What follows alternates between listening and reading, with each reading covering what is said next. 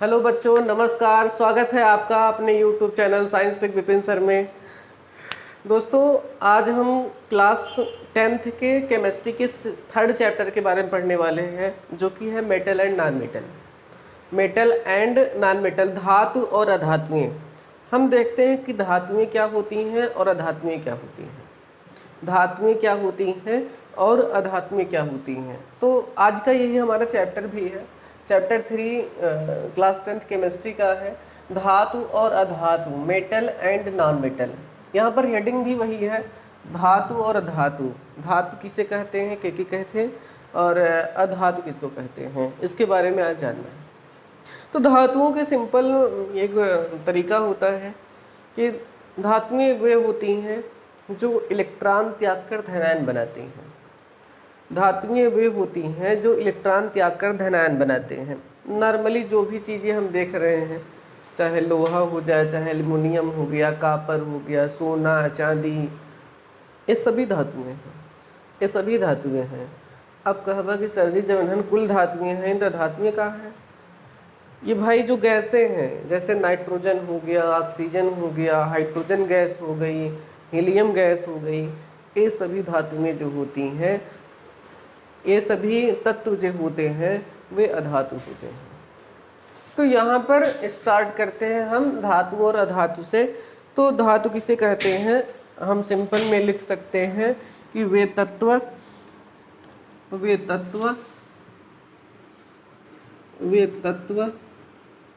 जो इलेक्ट्रॉन त्याग कर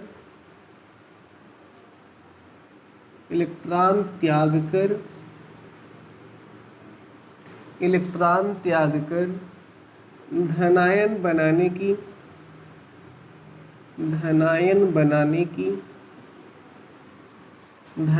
बनाने की प्रवृत्ति रखते हैं। धनायन बनाने की प्रवृत्ति रखते हैं, उसे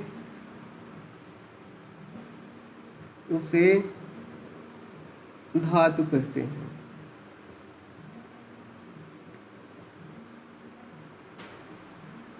उसे धातु कहते हैं। तो क्या लिखें, वे तत्व जो इलेक्ट्रॉन त्याग कर धनायन बनाने की प्रवृत्ति रखते हैं उसे अधातु कहते हैं, उसे धातु कहते हैं। यहाँ पर अगर हम आगे बात करें तो कैसे इलेक्ट्रॉन त्याग कर धनायन बनाने की बात करते हैं। जैसे ये हो गया एल्युमिनियम, इसको एल्युमिनियम की नाभिक है, यह उसकी पहली कक्षा है, यह इसकी दूसरी कक्षा है, यह इसकी दूसरी कक्षा है और यह इसकी तीसरी कक्षा है। अगर हम यहाँ पर देखें तो एल्युमिनियम की पहली कक्षा में 2 इलेक्ट्रॉन होते हैं। एल्युमिनियम का परमाणु क्रमांक 13 होता है, अर्थात इसमें 13 प्रोटॉन और 13 इलेक्ट्रॉन होते हैं। प्रोटॉन जो होते हैं वे किसी नाभिक के अंदर होते हैं।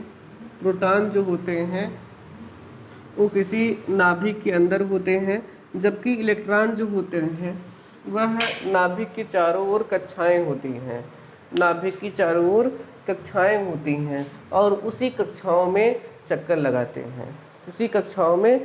लगाते हैं। फिर से प्रोटॉन जो होते हैं वह नाभिक के चारों ओर, प्रोटॉन जो होते हैं वह नाभिक के बीच में होते हैं, नाभिक के अंदर होते हैं, जबकि इलेक्ट्रॉन जो होते हैं वे नाभिक के चारों ओर द्वितीय कक्षाएं होती हैं जिसमें चक्कर लगाते हैं। ठीक है, तो हम आगे देखते हैं कि जो यहाँ पर इसके अंदर 13 इलेक्ट्रॉन होते हैं, किस प्रकार से व्यवस्थित होते हैं। इसमें यहाँ पर 2 इलेक्ट्रॉन हैं, इसमें 2 इलेक्ट्रॉन हैं, यहाँ पर 8 इलेक्ट्रॉन हैं, 1 2 3 4 5 6 7, ये 8, इस प्रकार से 8 इलेक्ट्रॉन होते हैं और यहाँ पर जो है वो 3 इलेक्ट्रॉन होता है। अब प्रत्येक तत्व की ये हार्दिक इच्छा होती है, उसकी ये इच्छा होती है। क्या इच्छा होती है?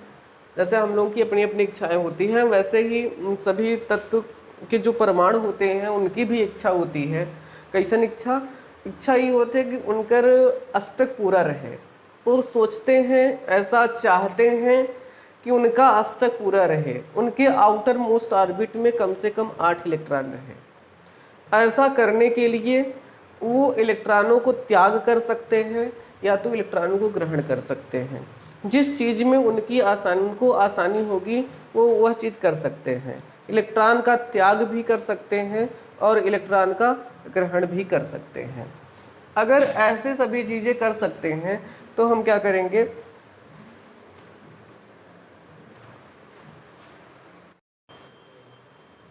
तो जो परमाणु होते हैं वो अपने अष्टक को पूरा करने के लिए इलेक्ट्रॉनों का त्याग करते हैं या इलेक्ट्रॉन को ग्रहण करते हैं। अब जैसे 8 परमाणु चाहते हैं तो उसके अगर बाहरी कोश में 4 से अधिक इलेक्ट्रॉन है, 4 से अधिक इलेक्ट्रॉन है, 4 से अधिक इलेक्ट्रॉन है, तो जाहिर सी बात है कि अगर 4 से अधिक है तो 5 होंगे, 6 होंगे, 7 होंगे, 8 होंगे, तो ऑलरेडी पूरे ही है।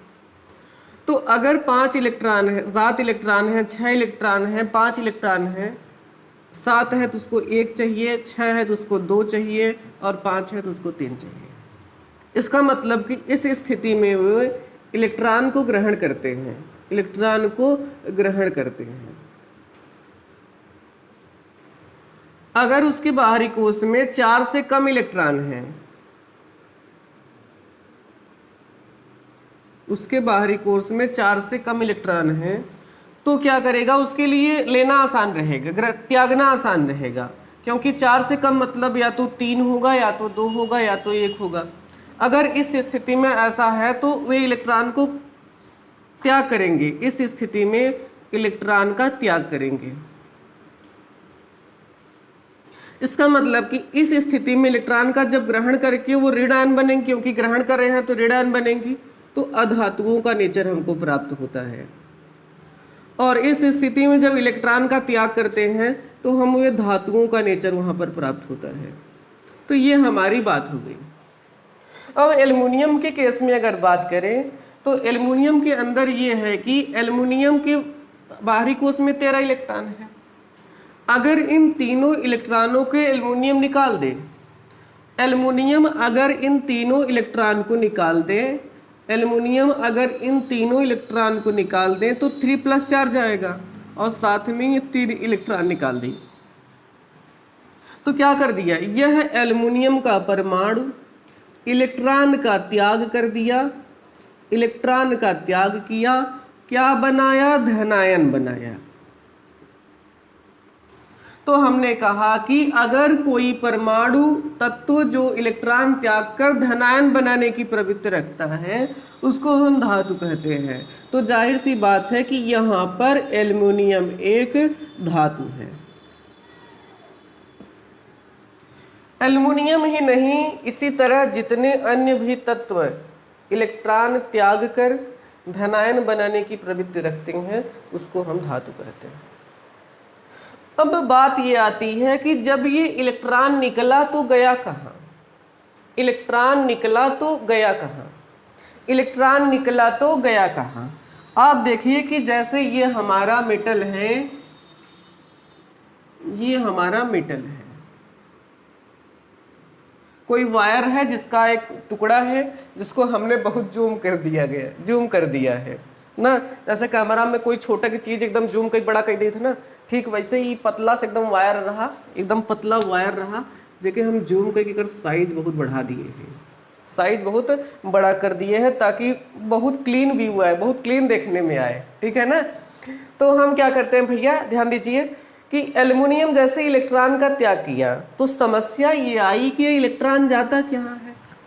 पहले एल्युमिनियम परमाणु था, ये पहले परमाणु था, लेकिन अब धन आयन है, तो इसको हम इस प्रकार से लिख सकते हैं।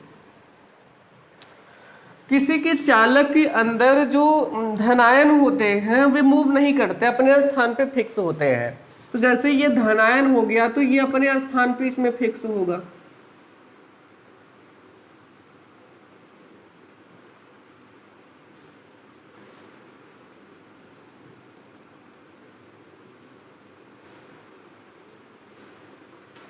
इसमें फिक्स होगा। ये केवल बहुत ज़्यादा करेंगे तो अपने स्थान पे वाइब्रेट कर सकते हैं, वाइब्रेशन कर सकते हैं, बाकी ये धनायन अपने स्थान को परिवर्तित नहीं कर सकते। अब जो क्या इलेक्ट्रॉन होता है वह परमाणु से निकल गया तो पूरे धातु से निकलकर बाहर हो जाएगा, ऐसा बिल्कुल नहीं है। तब कैसा है?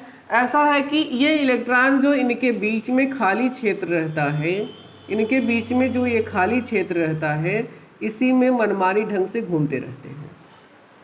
ये इलेक्ट्रॉन, जो इलेक्ट्रॉन यहाँ पर निकला, इसी को हम बोलते हैं मुक्त इलेक्ट्रॉन।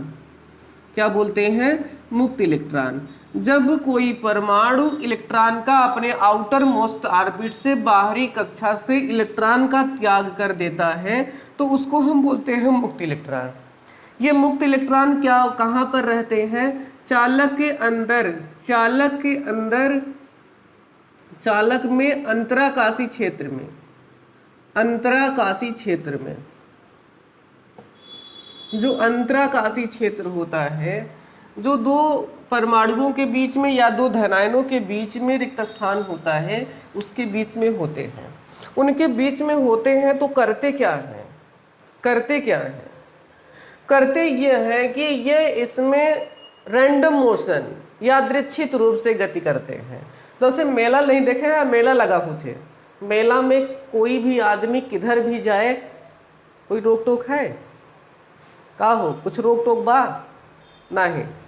यहाँ पर ठीक ऐसे समझा मुक्त इलेक्ट्रॉन का मेला लाग बा और वो मेला में कई जगह कहीं पर घूम सकते हैं, कहीं पर भी जा सकते हैं। इस प्रकार से बोलते हैं इनकी ये, इस गति को बोलते हैं रैंडम मोशन, यादृच्छिक गति, इधर उधर टेढ़ी मेढ़ी गतियां करते रहते हैं। जिस प्रकार कोई गैस धुआं होता है, आप किसी स्थान पर धुएं को छोड़ दीजिए या आग जला दीजिए, धुआं निकले, वो किसी भी तरीके जा सकता है, किधर भी धीरे धीरे उड़ जाता है। ठीक ऐसे ही जैसे गैस के अणु यादृच्छिक गति करते हैं, वैसे इसके अंदर मुक्त इलेक्ट्रॉन यादृच्छिक रूप से गति करते रहते हैं।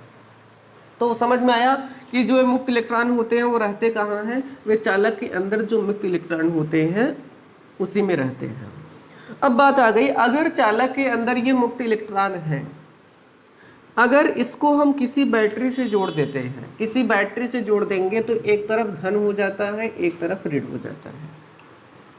जो ये इलेक्ट्रॉन अभी केवल यहाँ पर धन, यहाँ पर ऋण हुआ, तो इलेक्ट्रॉन ऋणावेशित होते हैं तो वे आकर्षित होंगे धनावेशित की ओर, आकर्षित होंगे धनावेशित की ओर, आकर्षित होंगे धनावेशित की ओर। तो जैसे ही यहाँ पर बैटरी से जोड़ा गया तो सभी इलेक्ट्रॉन एक ही दिशा में चलने लगे। जब इलेक्ट्रॉन एक ही दिशा में चलने लगते हैं तो उसमें वैद्युत धारा प्रवाहित होती है, और हम जानते हैं कि जिसमें वैद्युत धारा प्रवाहित हो सकती है वह एक सुचालक होता है। तो कहते कि लिख सकते हैं कि धातुएं उष्मा और किसका? विद्युत, उष्मा और विद्युत का सुचालक होती हैं, सुचालक होती हैं। अर्थात धातुओं में धारा प्रवाहित की जा सकती है।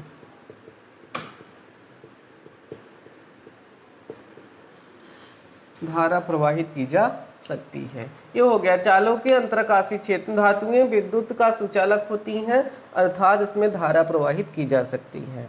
धारा किसके कारण प्रवाहित होती है? धारा का प्रवाह हो रहा है, धारा का प्रवाह हो रहा है किधर?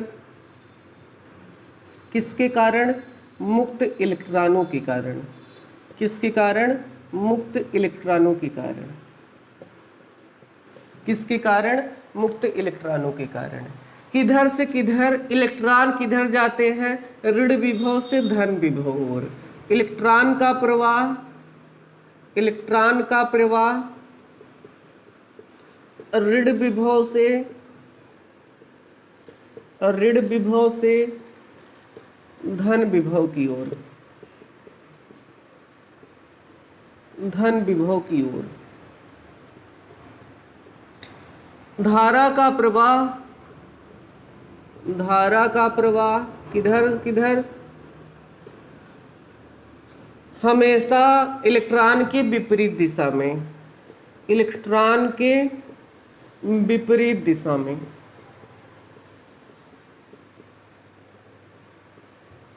इलेक्ट्रॉन के विपरीत दिशा में, ये हमें प्राप्त हो गई यहाँ पर इसके कारण। इसका मतलब कि अगर कोई परमाणु इलेक्ट्रॉन त्याग कर, इलेक्ट्रॉन नहीं त्यागेगा तो उसके अंदर मुक्त इलेक्ट्रॉन नहीं होंगे। मुक्त इलेक्ट्रॉन नहीं होंगे, मुक्त इलेक्ट्रॉन नहीं होंगे तो धारा का प्रवाह नहीं होगा, इलेक्ट्रॉनों का प्रवाह नहीं होगा, इलेक्ट्रॉनों का प्रवाह नहीं होगा तो धारा का प्रवाह नहीं होगा। और अगर वो धारा का प्रवाह नहीं होगा तो वह जो पदार्थ होगा, वह जो तत्व होगा, वो ऊष्मा का सुचालक नहीं होगा। ऊष्मा का सुचालक, विद्युत का सुचालक नहीं होगा। तीसरा हमारा जो टॉपिक यहाँ पर है, धातुओं में तन्यता का गुण होता है। धातुओं में तन्यता का गुण होता है, तन्यता का गुण होता है। धातुओं में तन्यता का गुण होता है। अगर धातुओं में तन्यता का गुण होता है, इसके कारण से धातुओं को तान करके वायर के रूप में बनाया जा सकता है। जैसे हमारे पास होता है Ag चांदी, चांदी चांदी, इसके अलावा हो गया Cu कॉपर।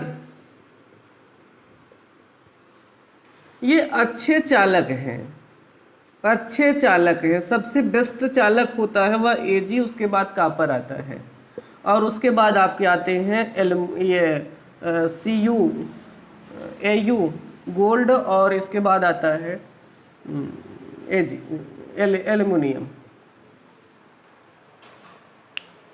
ना। ये हो गया Ag चांदी और Cu कॉपर होता है, ये अच्छे चालक होते हैं। अगर ये अच्छे चालक हैं अच्छी बात है, लेकिन अगर इसके अंदर तन्यता का गुण ना हो तब बेकार थे, क्योंकि तन्यता के गुण के कारण ही Ag को तान करके, Ag को तान करके, Ag को तान करके मतलब चांदी को तान करके, चांदी को तान करके, कॉपर को तान करके एल्युमिनियम का वायर हम बना लेते हैं, कॉपर का वायर बना लेते हैं, चांदी का तार बना लेते हैं। लेकिन भैया चांदी का तार बना हुआ लगौगा कहाँ? बड़ी दिक्कत बना है। पता लग चांदी का तार घरे में लग जाए और घरे का, हाँ घरे के मेहरारू जोन होती है औरत लोग वायरवा गायब कही देगी, वायर गई पता लग पायल बन गवा और बताइए कि यदिया गए रहे तो हमार माए दीन है। सही बात कि ना भाई? देखा एकदम सही बात है भाई कि अगर चांदी के वायर घरे में लग जाए तो मेहरारू जोन होती है ना गायब कही देगी और गाय के बाद बताइए दैया गए रहे नहीं रहे तो हमारा माए दीन है। तो ये नाते Ag तो लगाया नहीं जा सकता है, तो किसका यूज करते हैं? कॉपर का। कॉपर का सबसे बेस्ट वायर माना जाता है। हम कोई भी घर में वायरिंग कराते हैं तो जनरली कॉपर के तार यूज करते हैं, क्योंकि उसकी चालकता बहुत अच्छी होती है। सबसे अच्छा चालक Ag होता है, उसके बाद कॉपर होता है। इलेक्ट्रॉनों में ये धातुओं में तन्यता के गुण के कारण ही इनको तार के रूप में बनाया जा सकता है। किसके रूप में? तार के रूप में बनाया जा सकता है, तार के रूप में बनाया जा सकता है।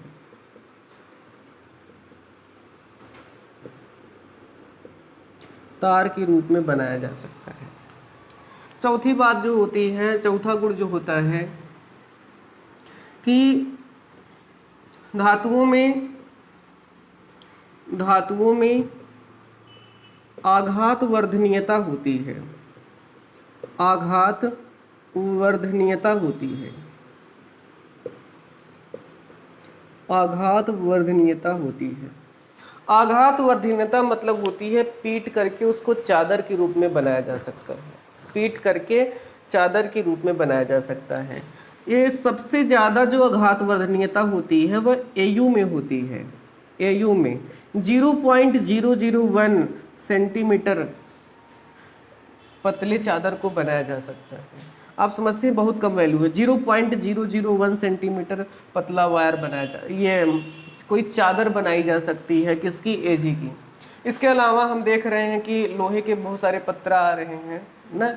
इसके अलावा एल्युमिनियम के होते हैं, फिर दूसरी धातुओं के, लोहे के, जिंक के अलग अलग परत की तरह बना के आ रहे हैं, जिसमें खाद्य पदार्थों को भरने का और भी काम किया जा रहा है। ठीक है ना, किसी वस्तु को रखने में कैसे पॉसिबल है, उसको हम पीट करके, कैसे करके,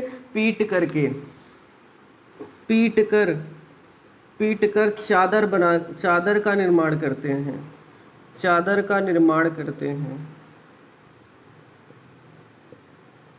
पीट कर चादर का निर्माण करते हैं। किस गुण के कारण? आघातवर्धनीयता के कारण। पांचवा जो पॉइंट होता है कि धातुओं में धात्विक चमक होती है, धातुओं में धात्विक चमक होती है, धातुओं में धात्विक चमक होती है, धातुओं में धात्विक चमक होती है। इसी कारण हम धातुओं की पहचान कर पाते हैं देख करके। चमक के कारण धातुओं की पहचान होती है, धातुओं की पहचान होती है। कैसे? देखकर हम धातुओं की पहचान अगर कर पा रहे हैं उसकी धात्विक चमक के कारण। चांदी की चमक से हम चांदी की पहचान कर लेते, कापर को देखकर पहचान जाते, लोहे को देखकर पहचान जाते हैं, सोने को देखकर पहचान जाते हैं कि वह कौन सा धातु है। तो ये किसके कारण होता है? उनकी अपने पर्सनल जो चमक होती है उसके कारण ऐसा गुण होता है। तो ये रहा धातुओं के बारे में, धातुओं के अंदर क्या क्या गुण पाए जाते हैं। ठीक इसके विपरीत अधातुओं के गुण होते हैं। जैसे इलेक्ट्रॉन त्याग कर धातुएं धनायन बनाते हैं, वैसे अधातुएं इलेक्ट्रॉन को ग्रहण करके ऋणायन बनाती हैं। धातु इसमें लिखे हैं कि धातुओं में विद्युत चालकता पाई जाती है, ऊष्मा और विद्युत के अचालक होते हैं। अब उसमें तो इलेक्ट्रॉन त्यागते नहीं, इलेक्ट्रॉन को ग्रहण करते हैं। इलेक्ट्रॉन को ग्रहण करते हैं, उसमें मुक्त इलेक्ट्रॉन नहीं होंगे, मुक्त इलेक्ट्रॉन नहीं होंगे तो धारा नहीं प्रवाहित होगी, और धारा जिसमें नहीं प्रवाहित होगी तो कह देंगे कि उसमें विद्युत चालकता नहीं पाई जाती है। धातुओं में तन्यता का गुण नहीं होता है, उसको पीट करके, उसको तान करके हम वायर के रूप में नहीं बना सकते हैं। धातुओं में आघातवर्धनीयता नहीं होती है, इस कारण से हम उसको पीटकर चादर के रूप नहीं बना सकते। और अधातुओं में आघातवर्धनीयता नहीं होती है, और अधातुओं में कोई धात्विक चमक भी नहीं होती है। तो ये ठीक इसका उल्टा होता है अधातु। ठीक है, तो ये था आज की क्लास, जिसमें हमने पढ़ा धातुओं और धातुओं के बारे में। आप कमेंट सेक्शन में कमेंट करके बताइए कि आपको वीडियो कैसी लगी। अगर आपको देखा भाई लोग अच्छा लागत बाटे तो अपने 4 दोस्तन के पास शेयर करा, और अगर कोनो दिक्कत आवत बा, परेशानी आवत बा समझे में, तो बेशक कमेंट सेक्शन में कमेंट करा और आंसर प्राप्त करा, ताकि पढ़ाई और अच्छी तरीके ढंग से ले। और आज की क्लास में बस इतना ही, मिलेंगे अब अगली क्लास में, तब तक के लिए धन्यवाद।